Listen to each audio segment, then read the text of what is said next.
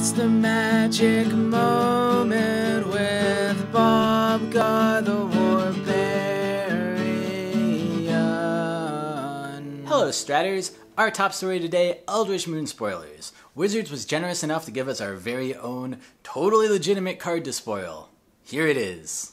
Now you can tell this card is totally legitimate because the art is obviously authentic, really high quality Wizards art, and I mean it just feels balanced, right? It looks balanced to me. And there are already dogs in the set, so that makes sense. So along with the slew of new cards that were spoiled today, 3 new mechanics, all pretty interesting. The most exciting one was Meld, which involves taking 2 cards and putting them together so they transform, and on the backside is actually one giant double card. Usually you would think it would be bad, because whatever it melds into could be removed really easily with a single removal spell, but Bracella, because of her ability of them not being able to cast cards with converted mana cost 3 or less, does a pretty good job of protecting against this, so I think she's the real deal. I think she's pretty good. Another mechanic is Escalate, which is for cards with multiple modes. And so for the first mode you use on the card, there's a base cost to play, and there's an additional cost for each additional mode that you choose to play when you play the spell. It seems like a really neat mechanic, a neat idea, but the cards they've released for it so far just seem really weak to me. And finally, Emerge. So Emerge is a mechanic where you sacrifice a creature in addition to paying its cost, and it makes the spell cheaper based on the creature you sacrifice. Usually, at least the one they showed was based on the converted mana cost of the creature you sacrifice. It basically makes the casting cost less by that amount. So that's a really cool idea. I actually think that could be pretty powerful. I mean, I don't know if it's good, but you look at things like Affinity. You know, if you have Affinity for artifacts and it makes a card cost free, and then you can use that free mana to cast one of these cards. If these cards are sufficiently good, you could see that being a pretty powerful ability.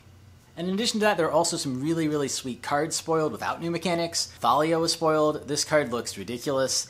I think in Standard it'll be very playable in the human decks that already exist. And in Modern, it might see play. So what it does is a 3/2/3/3, and its ability is whenever a creature or a non-basic land comes into play for your opponent, it comes into play tapped. And they finally printed a legendary werewolf that nobody likes. Aww. You'll never guess what won GP Pittsburgh. Oh my god, it was green-white tokens. I bet they tapped 3 mana for Nissa on turn 3, and then they tapped 4 mana for Gideon on turn 4. Impressive stuff. And congrats to Evan Petrie for tapping that mana harder than anybody else and coming out as the victor of GP Pittsburgh. There was also a GP in Taipei taken down by Yuki Ichikawa on Bant Company. Another one of the strong decks in the format. Nice to see that it wasn't all green-white tokens, although green-white tokens did pretty well there too.